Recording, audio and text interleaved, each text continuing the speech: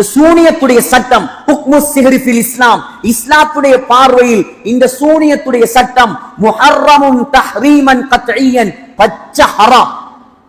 சூனியத்தை படிக்கிறதுக்கோ செய்யறதுக்கோ எந்த அனுமதியும் கிடையாது. இது பெரும்பாவம். அடுத்த விஷயம் தான் இந்த சூனியத்தை விட்டு நாங்க எப்படி பாதுகாப்பு பெறுறது. சூனியம் வச்சிருக்கிறான் அல்லாஹ். முதலாவது அந்த சூனியத்துக்கு அல்லாஹ் நாடினா தாக்கத்தை ஏற்படுத்துற சக்தியை கொடுப்பான். தானாவா சக்தி இல்ல, அல்லாஹ்ட குதரத். அல்லாஹ் நாடிட்டான்னு சொன்னா அந்த சூனியத்துடைய தாக்கம் எங்களுக்கு உண்டாகும்.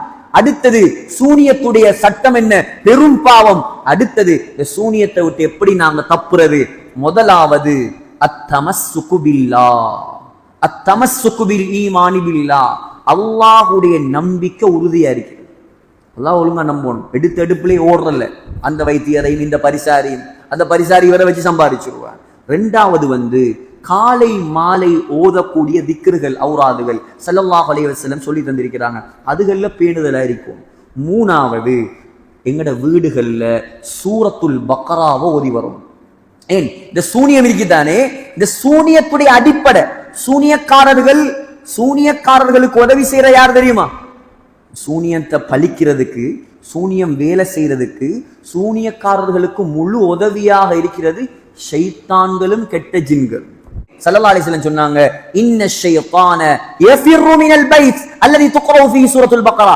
எந்த வீடுகள்ல சூரத்துல் பக்ரா ஓதப்படுமோ அந்த வீடுகளை விட்டும் ஷைத்தான் விரண்டோடுகிறார். நாலாவது தான் அஜ்வா, ஈச்சம்பழம் சாப்பிடுறது. 200க்கும் மேற்பட்ட வெரைட்டி சவுதியில விளைஞ்சிருக்கிற ஈச்சம்பழம்.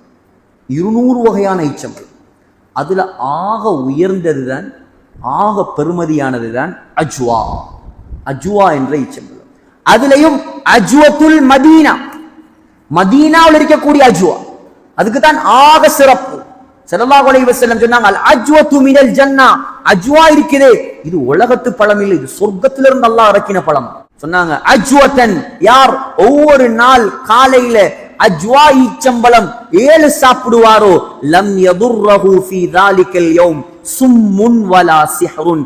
அவருக்கு எந்த விஷமும் தீண்டாது, எந்த சூனியமும் ஒன்றும் செய்யாது. ஒவ்வொரு நாளும் ஒரு 7 அஜ்வா சாப்பிட்டு வந்தா யார் எந்த பெரிய சூனியக்காரன் வந்தாலும் எங்களுக்கு என்ன செய்யறாது? எங்களை ஒன்றும் செய்யறாது. நாகப்பாம்பு கொத்தினாலும் எங்கள் உடம்புல என்ன செய்யாது? விஷம் ஏறாது. புகாரியுடைய ஹதீஸ். நம்பிக்கையோட சாப்பிடுவோம்.